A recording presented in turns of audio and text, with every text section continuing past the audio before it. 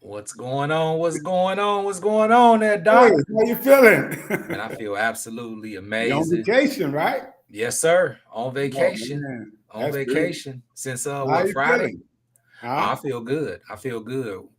Celebrated King's birthday. Did a little bit Yeah, of yeah. traveling through North Okay, Carolina and beautiful. enjoyed, his other part of his family, mother side part of the family. Went to Carol Winds. They got his Wow. hair done. Got to go to jump around for a little bit at the He at the just little enjoyed kids himself. trampoline place. And man, Wow. enjoy. Gets good eating, Yeah, right? Made yeah. it back to Carolina, and they still looking for the next surprise. That's what they call it. When is our next surprise? Beautiful, beautiful, How beautiful. about yourself, Doc? Hey, I'm feeling great, fantastic, energized, excited. That's all of that, all of that. Hey, it's the Final Fours for the men and the women, Oh and yeah. I can tell you this has been probably March Madness, and I've watched it a long time. This probably has been the most exciting, and maybe because of what the ladies has brought to the stage, and they had always been bringing to the stage. They just hadn't been getting that recognition. But this year, they have really been getting the recognition that they've been deserving for so long. So, I'm just excited to see what's going to be the final two for both sides, and then I'm also excited because my football team, family, we may be getting a quarterback, drafting the quarterback out of LSU. I'm a big Commandos fan, formerly known as the Redskins, previously known as the team with no name, but family. Oh wow. I look, Doc, I'm so far separated from football. I didn't even What? know I didn't even know the Redskins changed their name. Yeah, yeah. Because they're looking at some of the names that may be offensive to Native Americans, like the Braves, the Chiefs, the Redskins. They were one of those that changed their name and not use a name that related to Native Americans. Some of the teams have chose to maintain theirs, but yeah, they were one of the teams that allowed theirs to go. So Hmm. yeah, yeah. Well, I So guess that we was now I the guess Commandos, the yeah. Commandos. Well, I Now guess that's honorable. I'm still trying to work my way into that, but so Yeah, that don't the commandos. That sound like that don't sound like a professional team. That sound like um a minor league team. The hey, now commando. remember, you still talking to a fan now. But I'm just it's just my opinion. but It's but just my but opinion. Don't if I offended anyone, I apologize. I didn't. I'm just but telling you. no, You probably feel the same way. You like yeah, you probably commandos? do. No, the Redskins ain't never offended me or you because you're a No, fan of them, no. right? I Well, look at it this as is giving honor. this is I what I look at it as decided to giving do. honor to those Native I decided Americans. probably within the last 2 years, Mm, that wow. from now on, I'm only riding with winners. Uh So oh. yeah, yeah. Whoever winning, then that's who I'm gonna ride with. Because Does that start now, Doc? I because like my nephew said something that was so profound. And it made me think about something like, why would I spend Sundays or any day rooting for someone who's losing all the time? Mm. When I could have a much more celebratory time rooting for a winner. So now I just ride with winners in business, in life, in sports. If you're a winner, I'm with you. Ain't As that long what as you win in the that's right what Cat way. Williams said, didn't he? Huh? That's what Cat Williams said to Shay Shay, didn't he? Pretty much. But and I'm like, it makes so much sense, And so I started this a few years ago because I gave up a lot of good Sundays watching them lose, and so now I just focus on the winning side of life in all Yeah, aspects, even in yeah. sport. If you lose, I'm off the ship. I'm gone. I'm Oh jumping man. ship. So Oh, I'm no longer a loyal fan. yeah. You are loyal to the I'm loyal winners. to the sports, but I'm To the not winner. loyal to a team that's not winning. To the winners. I'm You loyal to know, winners I in really all stopped. aspects of life. So Doc, I had stopped watching basketball when Michael Jordan retired. the second time. Wow. Yeah, I stopped watching basketball because I was a fan of basketball, but I didn't know how much of a fan of Michael Jordan I truly was until he left the second time when he retired from the Bulls. It was like, okay, what's next, right? Wow. Still, I started watching more college, and then I started really following the upcoming high school players. Oh yeah, and watching their growth as they, kept on growing into the next level of college and then the professional era, and watching so many success stories and, the athletic side from, high school to college to professional, then afterwards into business. Right. That's what I really enjoy about Michael Jordan. I know we always have our discussions about, Michael Jordan and not saying who's better, Michael Jordan or LeBron James, but just to see just the greatness in both of them outside of the sport of just basketball. Right, exactly.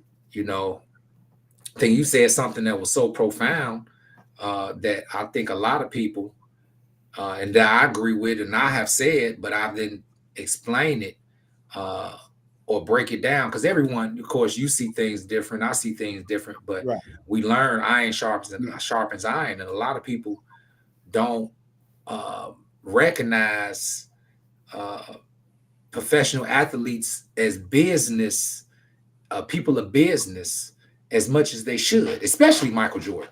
Michael Jordan. Absolutely. Well, what he's done, and that's why when we were having the conversation, and I was like, I really don't like to get into that part of the conversation on who's better as far from a basketball perspective, because I just felt that was like minimizing Michael as the businessman that he really is, because he's so much more than basketball. He's like he's a global ambassador. Like I say, he's an economy amongst himself, because if you look at Puma, New Balance, you name them, Nike, the main one, they all became billion-dollar industries because of what Michael Jordan did with a sneaker.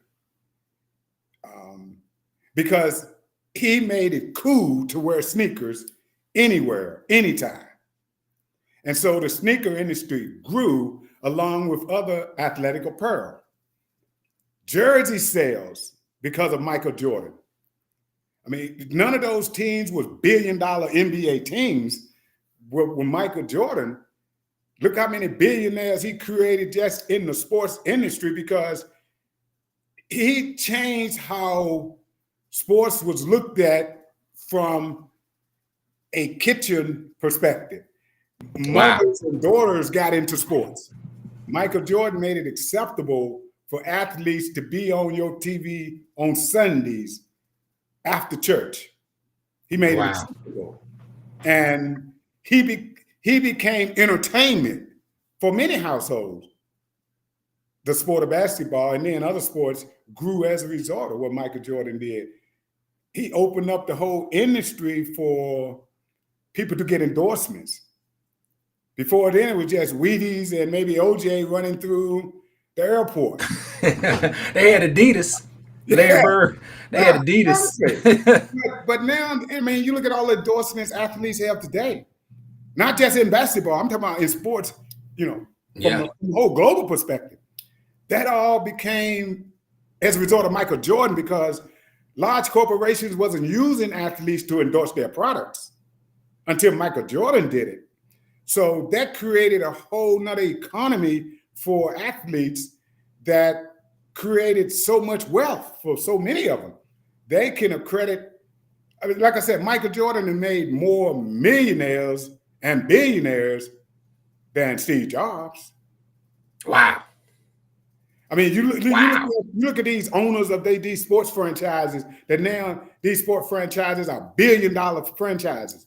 They weren't in that before Michael Jordan, and I'm sure you can go back and look at what the worth was. You can tell the way they paid their athletes. They wasn't billionaires.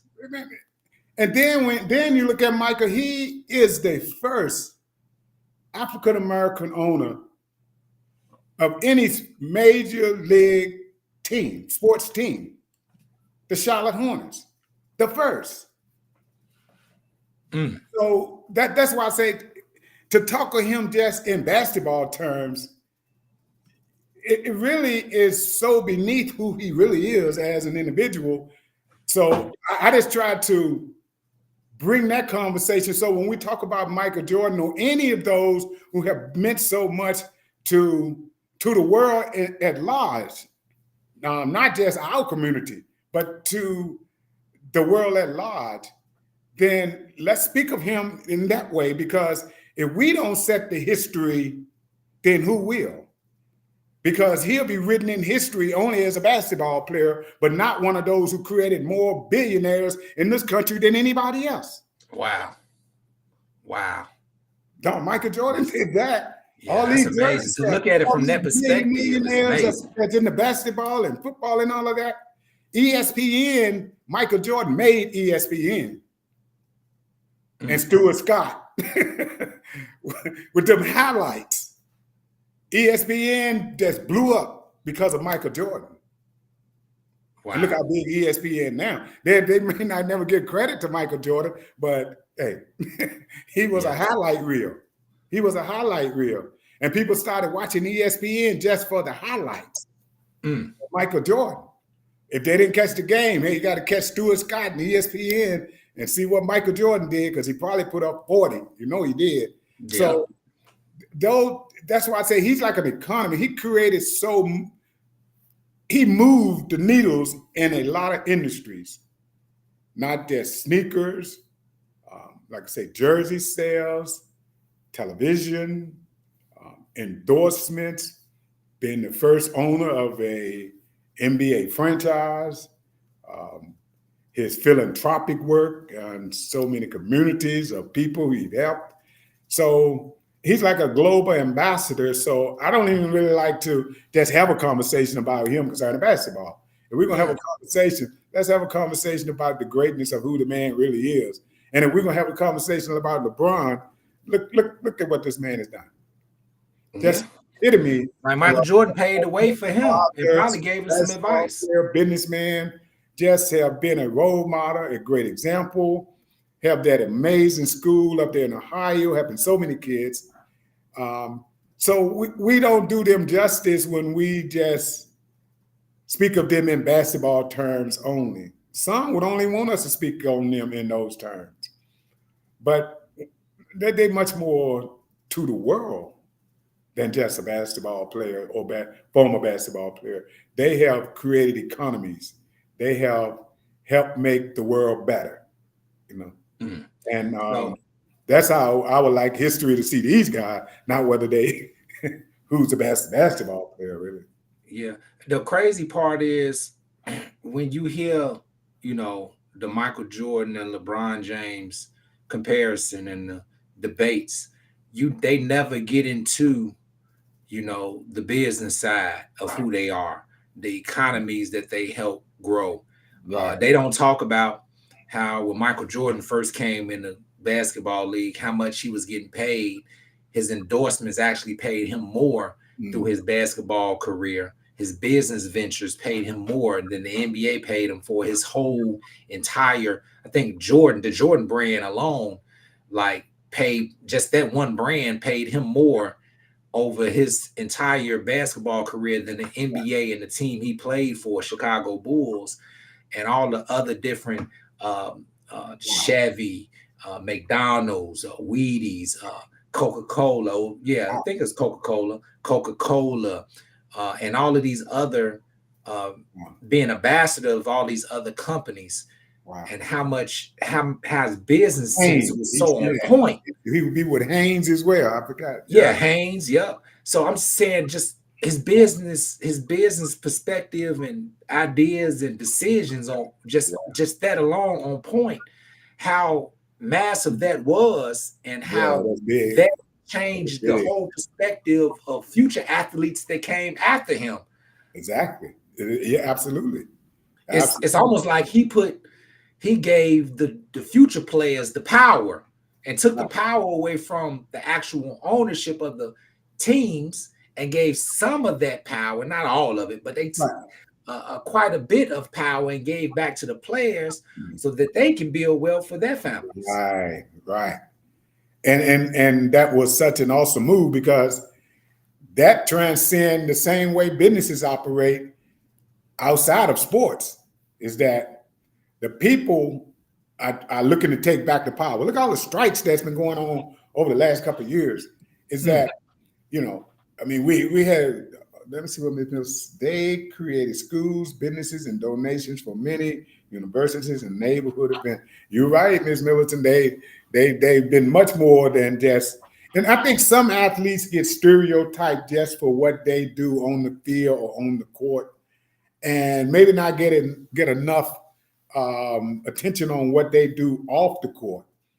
And I mean, some of them do some amazing things off the court with their foundations and just how they go about their business life. And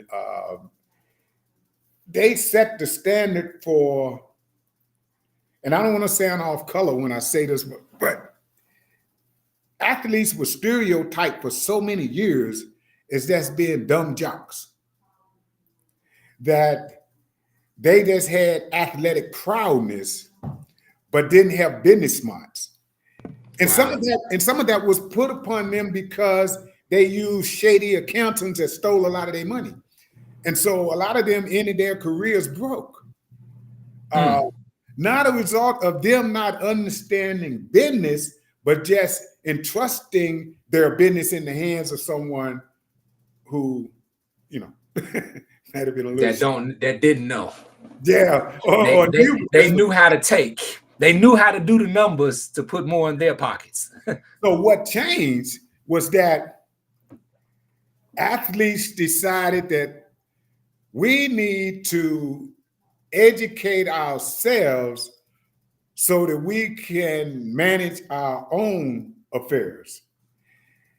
And Michael was one of those who set that example by his wife and mother, his wife at the time, and his mother handling the bulk of all of his affairs. And you've seen so many, even the Kevin Durant, the Curry, so many follow that model. Even LeBron brought one of his best friends in, Rich Paul, and Lau, where he created his own agency. So they call it four horsemen, right? Yeah, the four they horsemen, learn to right? protect from within. And so now you see athletes that's doing very, very well. And not just from the standpoint of how they are managing their wealth, but the philanthropic side of who they are. They don't get that much exposure because most of the focus is on their skill set on and off the court field. But they do a lot inside of those private economies that they help grow. And so I guess that's why I'm a fan of athletes, not just because they entertain us with their capabilities, but a lot of them are good people that really, really give back to communities and give of their time and use their celebrity to enhance the lives of people such as myself, So yeah, kudos to the Michael Jordans of the world, and he's much more than a basketball player. Kudos to the LeBron James, the Kevin, the many names I could mention, but will not take the time to mention, for what they do out there that they don't get any credit for, but they do a lot more than just dribble or throw a basketball or throw a football or whatever. Yeah, it's crazy because a lot of people just look at it as being quote unquote what you say dumb jocks, right? Yeah. And that's not just in basketball, football, baseball, every major sport except for golf, right? Except for golf, right? And a lot of people, I don't know why it is that, right? But when you look at golf, and I'm new to golf, Doc, right. But do golf players get looked at like every other athletic player as a dumb jock, or do golf players look get looked at as more prestigious, Ivy League, smart, intelligent, because those that play golf outside of being a professional are professionals at their craft, white collar, lawyers, doctors, people, high level bankers, businessmen. Do professional golfers get the same looked at the same way as a basketball player or a football player, quote unquote, as a quote unquote dumb jock? I guess it depends on who's looking. Well, I'm just saying overall, because that thought just came to my mind. That thought just came to my mind. I've never heard that attached to golf per se. Mainly to like football or basketball, baseball, many of those sports, when they call them jocks. But I never heard the term used in golf, a jock. I never heard a golfer being called a jock. So therefore, any other word added to jock probably wouldn't fit a golfer. Okay. Be it intelligent jock or an unintelligent jock. What about a person that ride a horse? Now, the person that ride a horse. Yeah. Well, I'm just saying on the on the level of honor, prestige. When you look at professional athletes, I look at professional athletes. I look at all of them on another level, because the average person probably wouldn't even imagine the time and effort and the amount of stress and strain they put on their minds and their bodies every single day. It's tremendous. And here's the thing: what I think is overlooked in the whole, when you look at athletes, they are probably in the most competitive industry there is, because there's always somebody trying to take your job. That industry is so competitive. You have to stay at the top of your game. Don't you out of the game, period. Because it's very, very competitive. So, you look at all the athletes that's in college right now, and the small percentage that's going to make it to the next level as a professional. That's extremely competitive. So to maintain a career in that profession for the span in which your body holds up, which means you have to play at a very high level consistently, that takes a lot. And I don't think they get enough credit for that they can maintain a high level of consistency where they are amongst a small percentage of all people. Yeah, very small. They are elite like that. No other industry have that level of competition that I know of. Not at all. Not at all. Your job is on the line. Every year, your job is on the line. Look, now every day. Every day. Every day. Or pulled out of the game. Wow. That's a lot of pressure. Every day. But you know what's more amazing, Doc? How a person can be at that high level and be able to have that balance. Yeah. Because that's your profession, being an athlete, but you have to have a personal life.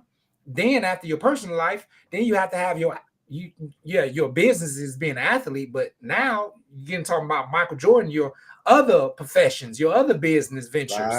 Right. So you have all of this balance. I wonder how much time and effort does it take to be able to balance all of that. Plus be mentally strong to deal with the outside voices, because you missed the layup. Social media, oh man, you miss a wide open layup, you're gonna see that for the rest of your life. They're gonna make memes about it. It's gonna be crazy. Don't miss it. You're gonna be on all the social media sites. That's a lot of pressure. Yeah, that's a lot of pressure, Doc. But they handle it. They handle it night in and night out. Like one of a gentleman told me, he happened to be a client, that one of the worst things that happened to him was when the cell phones came out that allowed people to take videos and pictures. Wow. Because before then, he might be out with his family and people come up, and might want an autograph or something like that. But you know, they were a little bit more cordial then. But now they got a camera, they just catch you with something hanging outside of your mouth, whatever, and post you up, you know, and post you right up. Oh man, No, Doc, that that's mean- not good. I mean, That's you not gotta good. be on your performance. You can't, in other words, you just can't get into that relaxation mode because you never know when there's a camera or a cell phone around the corner and catch you doing something, or you know, it's just so you always gotta be, you know. That's a lot of pressure. That's all I'm saying. So sometimes you might say, "Man, I just want to be a celebrity for a day." Like I see the commercial, you know, the AT&T commercial. They say they know what a pro wants, know what a pro needs. Like they were talking about their phone. But you know, being a celebrity for the day, they say when you come in the NBA, is chefs and jets. You know, Yeah. private jets and chefs. So, but then you have to look at all the pressure that comes with being a celebrity. You can't even go to a store like you and I can. We can go to a store and whatever, with our wives, kids, whatever. Nobody know who we are. Not now, they don't. Maybe one day, you know, they say, "Hey, that's a Dr. Bay guy." But for now, we low profile. Yeah, that's what we got Amazon for, right, Doc? Yeah, but there's a lot of pressure. That's why, you know, I admire those guys for not just because they entertain us. But me, I'm a sports fanatic. I like watching sports. In any sports, even the wrestling that I know is not real, but the athletic part of them is real. I mean, jumping off the you know. Yeah. I call it real, Doc. Wrestling is real. When you jumping off ropes and throwing your body takes a into lot to other do it, people's babe. bodies, into the ropes, into tables, that's real. They some of the best athletes in the world. Yeah. Now the match may be scripted, but the athleticism that a person have to put in, the endurance their body have to have, the sweating is real. The falling is real. They have to be able to remember a script, act the script while doing all of that. They have to be actors and actresses at the same time. Hey, it's real enough for me, Doc. Remember their lines, they script, and do all of that.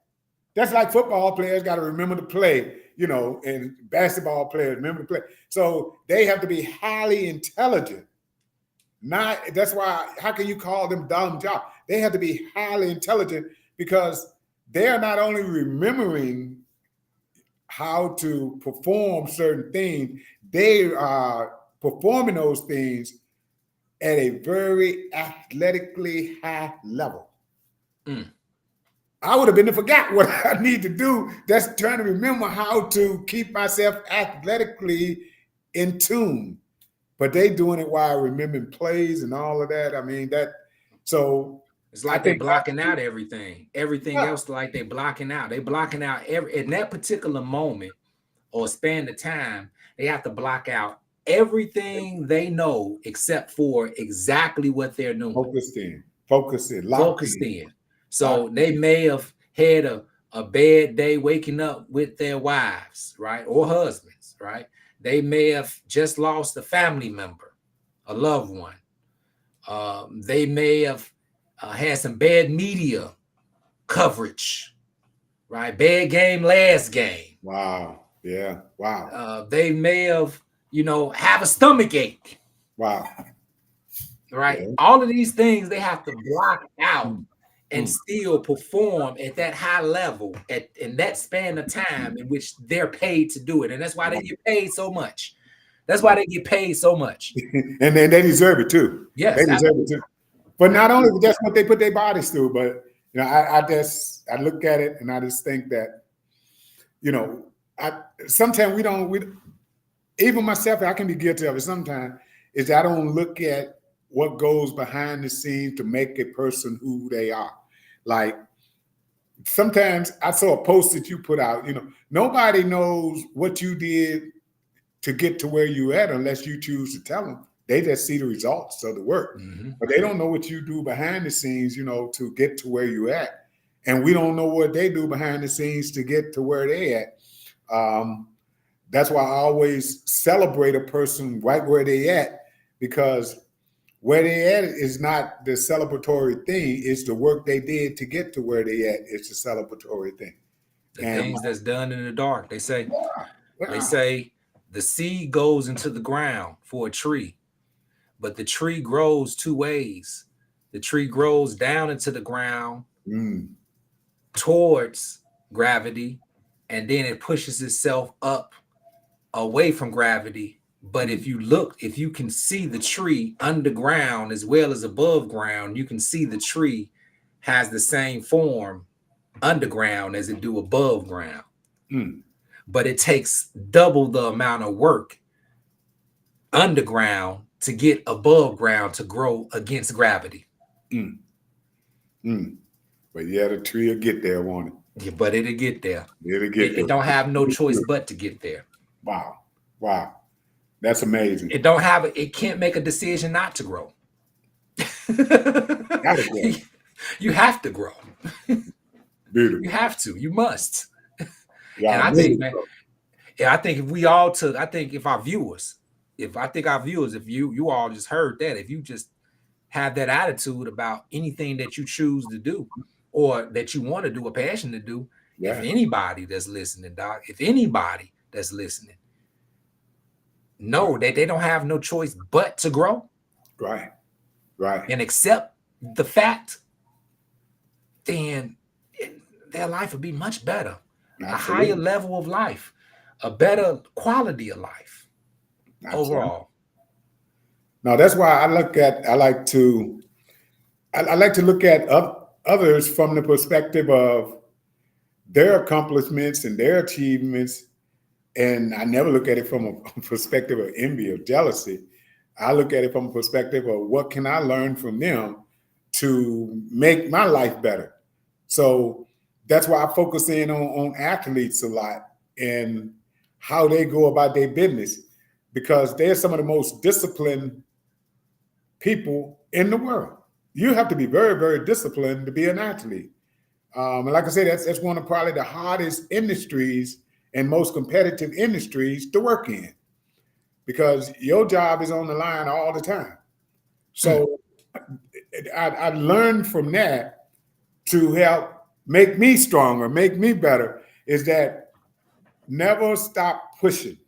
Never just get to the point in life where you get comfortable or you get complacent, because the next opportunity that's for you, somebody else will get it. You can't, in life, I learned, when you become comfortable, when you become complacent, you don't get opportunities. Opportunities seems to avoid you when you become comfortable and complacent. When you're hungry, you eat. Yeah. And in life, you have to stay hungry. You have to be thirsty. You have to want it. And your body was given to you with a certain amount of potential in it for you to use.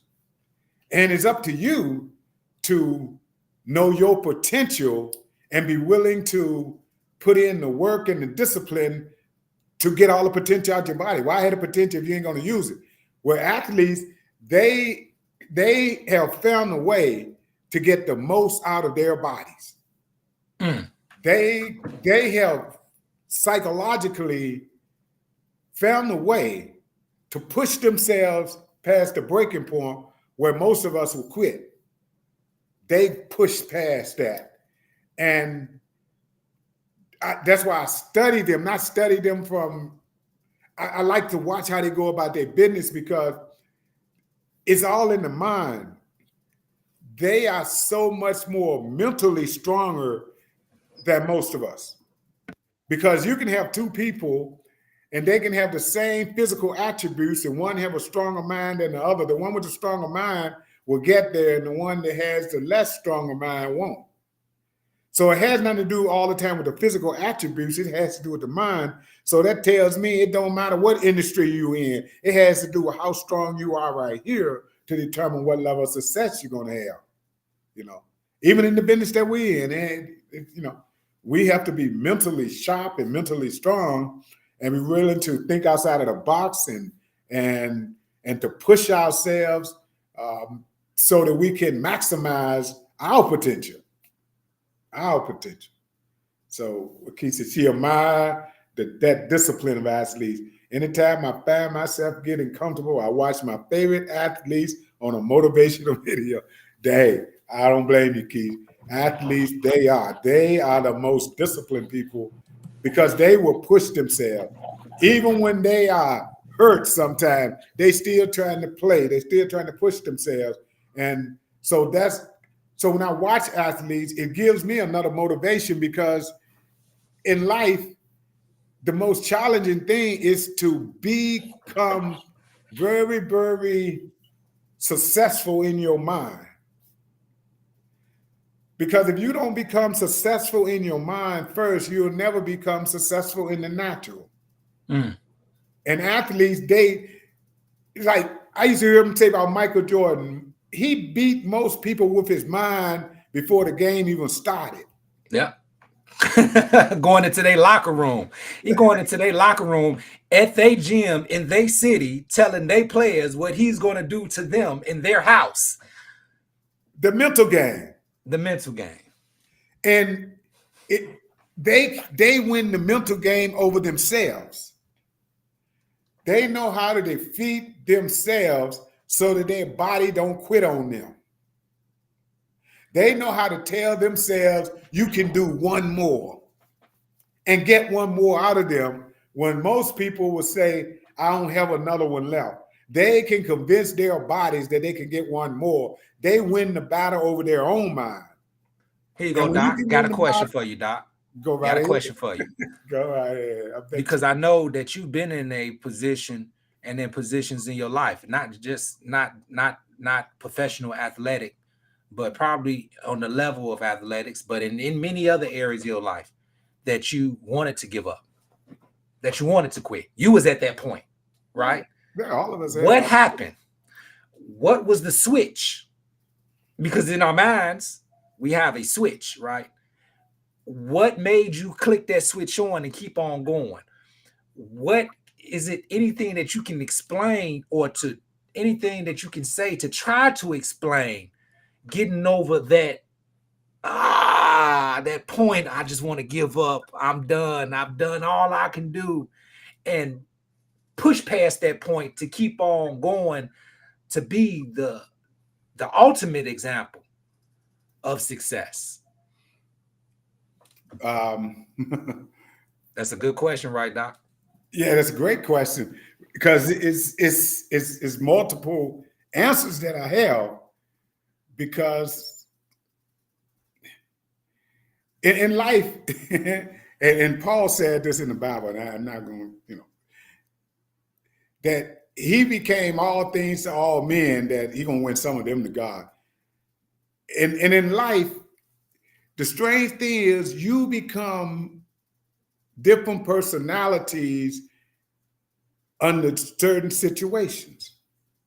Because in one situation, the reason why I wouldn't quit is because I never wanted anybody to think I was a failure.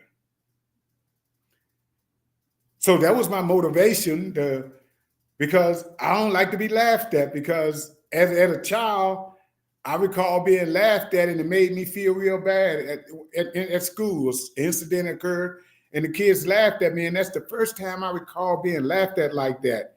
It was not a laugh that we laughed in of joy. It was a laugh of humiliation.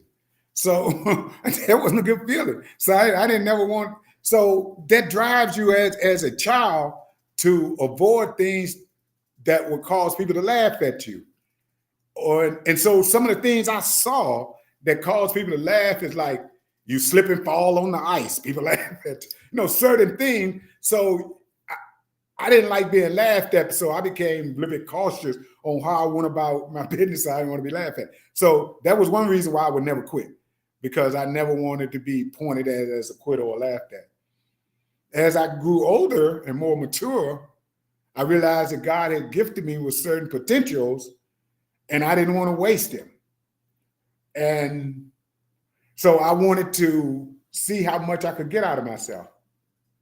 And then the most important reason of all is that I like money. I like nice things. You know what I mean? I like nice things. I like money. I do. And so I knew in order for me to have nice things and things like I needed money. So that was the most important of the three was that I don't like being broke.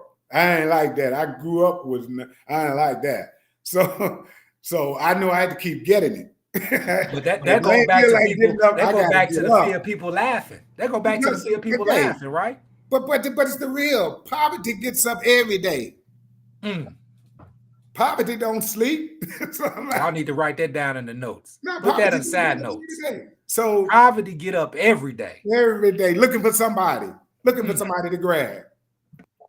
Poverty is imprisoning people every day and capturing people. So a little sleep, a little slumber, poverty will catch you. Okay, I heard somebody say this, Doc. I heard somebody say this, Doc. If you was out on the town having a good time, you was dressed nice, and then it was somebody that you got into it with, just an argument. Y'all was in the same place, and somebody that wasn't dressed as nice as you got into it, and the police showed up. The police would talk to the person or think the person that looked like they lived in poverty was the cause of the issue. And they would not even approach the person that dressed or looked like they're not of poverty.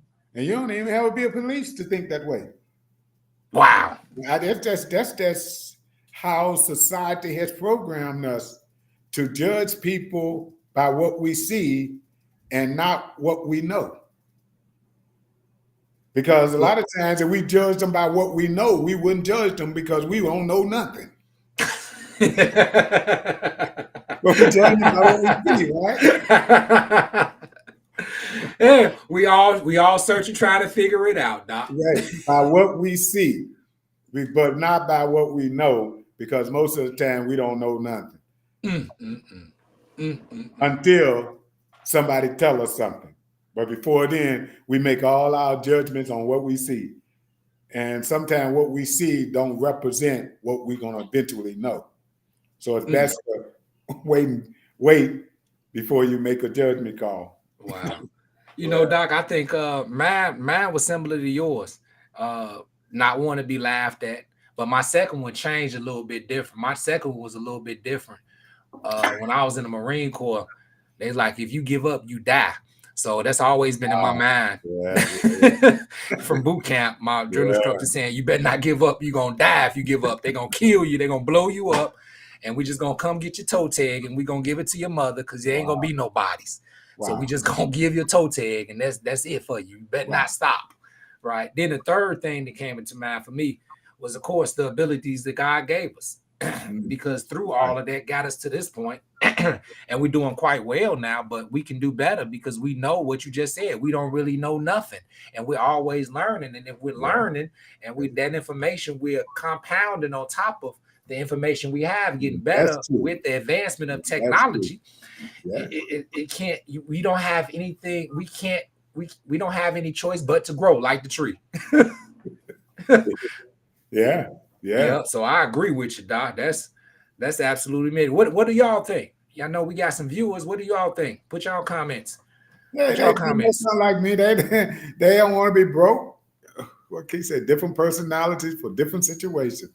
It is because you can't be the same thing to all people because you have to be what you need to be to win those that you need to win.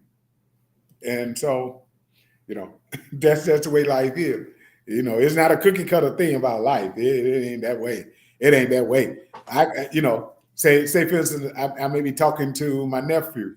With him and I, we have one way we communicate and enjoy our conversations with each other. But then I may be talking with a client. I talk with them totally different. Because, there's a different way I have to communicate with them. So I have to be able to be more than just one frozen personality, but to be versatile in life. And that helps you to navigate through a lot of different fields of life. Don't be afraid to get outside of your box and be whomever you need to be for that day. You know? Whatever you need to be that. Whatever it takes, you need to be that for that day. And that's what I see in athletes. If they need in basketball, they need to be a rebounder that day, they'll be a rebounder. They need to be a scorer, they'll be a scorer. They need to be a bench sitter, they'll be a bench sitter. They need to be a cheerleader, they'll be a cheerleader.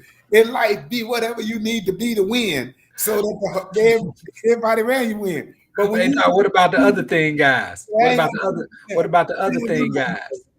What about the other thing, guys? Oh yeah, you gotta have those there. You gotta have the other Dennis Rodmans. Yeah, the world. Do you all think the other stuff, guys? Dennis' personality, all the other stuff. Yeah, the other stuff, guys. Other stuff, guys. Yeah, sometimes like what's the other guy that played? And please forgive me for forgetting your name, because you might be watching this one day. Hey, Charles Oakley, he was other stuff. Yeah, I know Charles Oakley. Did all the other stuff. Yeah, I'm talking about right now. He just got kicked out the game the other night that played for Draymond Green. Yeah, Draymond Green. All the other stuff, yeah. The other stuff, guys. You got to have those. You got to have those out there. And in life, we have to be that sometimes. We have to do all the other stuff. See, like me, and like at my house and in business, I can be the star sometimes, but I have to be the other stuff guy too. You know, in life, you got to be willing to do whatever you need to do to gain the level of success that you're trying to gain. And athletes are willing to do that. They're willing to push themselves. They're willing to sit on the bench. They're willing to do whatever they need to do so that the team win, but they win individually as well. And that's why you can learn a lot from them in life. Don't be afraid to do the other stuff. Don't feel that doing the other stuff is beneath you, because it's the other stuff that's beneath you that hold you up. It's the stuff that's that's more important than the things that are above you, because you ain't gonna never get to the things above you unless you firmly put the stuff beneath you. So don't be afraid to do the stuff beneath you. Really? Wow. Yeah, sometimes people don't want to do this. I still cut my grass. Huh? I still cut my grass. Now, some people say, hey, certain things are beneath me, but it's the things that are beneath you that hold you up, you know? So don't be afraid of those things, you know, do whatever. Yeah, that keeps you, what they say, that keeps you grounded, right? Yeah. Keeps you grounded. Yeah. Beneath you, it keeps you grounded. Keeps you humble. Keeps you humble. Keeps you humble. But it always reminds you on what you would have to. What if you had to do that? Right. You could do it, right? Yeah. What if you had, but what if that's the only thing you had? That's the only thing you could do. Right. And you had to do that. Right. What if I had to wake up every morning and go clean toilets every single morning to make a living? If that was the only thing I had, well, that's what I would do. But that's why I still clean up my house, right? You'll do what you have to do. But because there are some people who would grab at that opportunity just to have an opportunity. Yeah, absolutely. You know, because it's being grateful and thankful, right? Yeah, to have an opportunity, no matter what the opportunity is. Sometimes when you don't have no opportunities, every opportunity look great. But when you have a lot of opportunities, then you can quantify what opportunity you want. But sometimes in life, you don't have the opportunity to choose from a lot of opportunities. So you take advantage of the first opportunity coming your way because you're not sure another one's coming. Yeah. So Doc, how do you discern? How do I discern? Let me rephrase this question. In your opinion, what advice would you give someone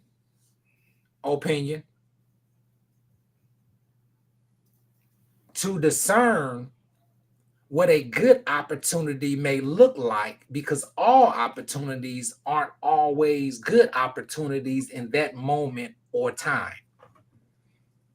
Now, that's a big question because it depends on It's a financial opportunity. I mean, there's a lot Yeah, of, well, just in general. but Just in I would just general. say in general, Yeah, just in general. in life, and I'll make this as simple as I can, is that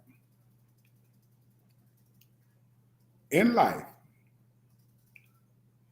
God only gives you things to do that you was made for. Mm. He only give you, in other words, you don't make a hammer to use it for a screwdriver. God is not going to give you something. You say you pick up the back of the hammer and try to what you pull the nails out with, the little edge, you try to put it in there and use it for a screwdriver, Doc. I think in life, as we go from one season to the next, like athletes, could play basketball in their 20s or early 30s, but they can't do it in their 40s and 50s. But they have to be able to do something else. Sometimes in life, we run into roadblocks because we can't find what it is we need to do next, or either we try to do stuff that we wasn't made to do. So the easiest way to find your space is to find that thing that you love and passionate about, because that's what God made you to do. And how he let you know is because he attached your passion to it. He attached your passion to it to say, this is what you need to be doing. Because you feel right about doing it. You feel good about doing it. A screwdriver only want to screw in a bolt. A hammer only want to hammer in a nail. But so many times we try to do things that we wasn't created to do, and we run into problems. Find the thing that your passion attached to, and you'll find where God is at, and you'll find where your purpose is at. I promise you. You won't miss the bullseye. God don't make it so complicated that you can't find it. He make it very easy so you can find it. Follow your passion. That's your yellow brick road. That's your yellow brick road. I promise you. If you follow your passion, you'll find your purpose. I promise you. I promise you. 100%. 100%. In every stage of your life.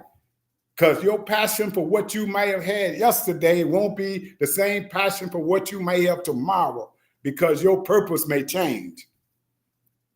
Follow your passion. You always stay. I like to say my passion is my North Star. It always keep me centered. Always keep me where I'm supposed to be.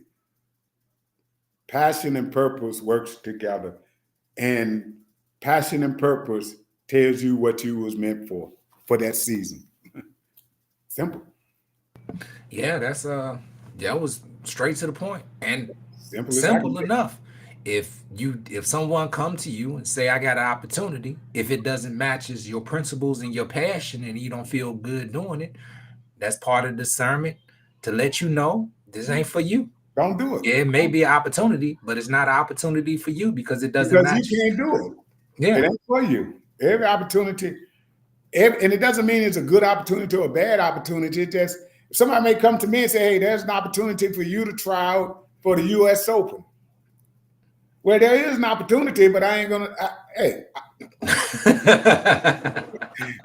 Why even pack my bags and go? It's for the experience. But it ain't. Some people will say, "I'm just going for the experience." It's an opportunity for somebody else, but it's not an opportunity for me. So I have to find the opportunities that aligns with me. And how I know the opportunity aligns with me, because my passion jumps when I hear of it. Mm. I said, wow, oh, really? Like we're Hidden Well. What? Really? Wow. Great opportunity. Passion jump. That's you speaking to the opportunity to say, I've been waiting on you. Wow. I've been waiting on you. Thank you for showing up. Your passion. You can speak to the opportunity. Your passion would speak to the opportunities. Hey, your passion can speak to the opportunity. Right. They greet each other because they know each other. They've been waiting on one another. Yeah. If you wake up each morning miserable for what you're doing, then that wasn't the thing you was made to do. Wow. You may have to do that temporarily to get to the thing that you was made to do, but that wasn't the thing you was made to do, because the thing you was made to do should make you very, very happy. Wow. You ain't happy doing what you're doing. That's because you was made to do that thing. Not for that season, anyhow. You may be made to do it later, but you ain't made to do it now. Because if you was made to do it, it shouldn't make you feel so bad doing it. You should feel very happy doing it. Right. A car is happy when you drive it because it was made to be driven. The car happy. For a boat, it's gonna stink. It ain't happy about that. Hey, Doc, we got 5 minutes. Oh man, time flew. I did my best to keep. I think I did a good job this time. I kept track of time. You did. So we have less than 4 minutes. Yeah, we out. So do you have any closing remarks before we let everyone free for this evening? Just very briefly, as I was saying about passion and purpose, don't be afraid to disconnect from something that's draining you of that joy that you need to keep you motivated to keep going. Don't retire from life just because you're doing the wrong thing. Get into the right thing. Don't, sometimes you can retire from life, meaning that you're just living, you're not enjoying any of it because you're not doing that thing that turns on your passion. Look for that thing. Don't retire from life. You're an athlete in life all of your life. Don't retire from it. Find your passion. Get into your passion. You're only going to have one life. Don't live that life doing something miserable that you don't enjoy. Find that passion. Get into that passion as quickly as you can. That's the only thing I would leave with y'all tonight. If you're not happy doing what you're doing, don't retire from life. Find your passion. Find your passion. We don't retire. We find passions. Hey, Doc. Hey, I hope everybody got a good word, took some notes, or heard something that can help you along the way.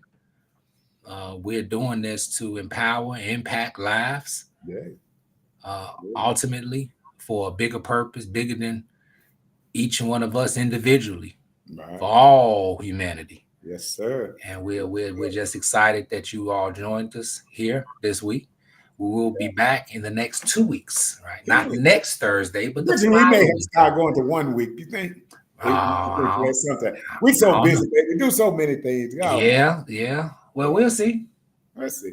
We'll see. We'll see what, because hey, who knows? Like, hey, eventually we may be in the studio with the Doc and Base show. Because we got somebody on here who knows great agents. So who knows? We may get our own, get the show, get it. Well, who knows? Wherever God take us, that's where we'll go, right? Hey, because it's our passion. To help people and do what we do. So. Oh yeah, definitely. And I enjoy the conversation and the words you give, Doc, because it literally helps me as well. Hey, right. Gratitude. Same here. Very, very, very, very powerful information, and the world will hear it. Hey, I just hope they hear it sooner than so. later. I hope so, that they can hear what we got to say. Because all we're telling them tonight is don't be afraid to do the things beneath you, because that's what holds you up. And shout out to the businessman. Shout out to Michael Jordan, MJ, and to Mr. LeBron James, and every other athlete out there that know how to balance it. And for all of the athletes, I mean, many other athletes, even the Wayne Gretzky's of the day, what they did to make hockey such a globe. I mean, there's so many athletes who have paved the way to entertain us, but that create economies that we all have had a chance to see grow, and it's beautiful. So, hey, our time is up. My brother, it's always a pleasure. Audience, we love you. As always, y'all heard the saying, it's a small world, but because even smaller when you think big. So put a smile on someone's face, starting with your own. And as always, peace, love, and freedom. Big love.